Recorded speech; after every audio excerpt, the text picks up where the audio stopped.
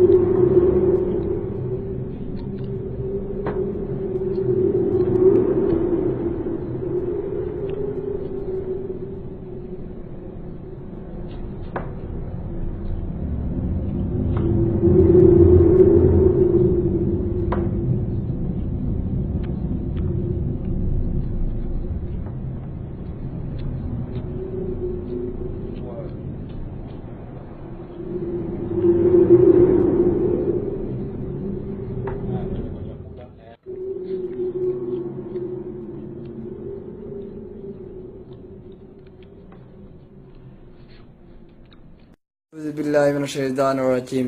walaal fiidiyowga kan haddaa aragtid fadlan gaarsii walaalahaga muslimiinta ah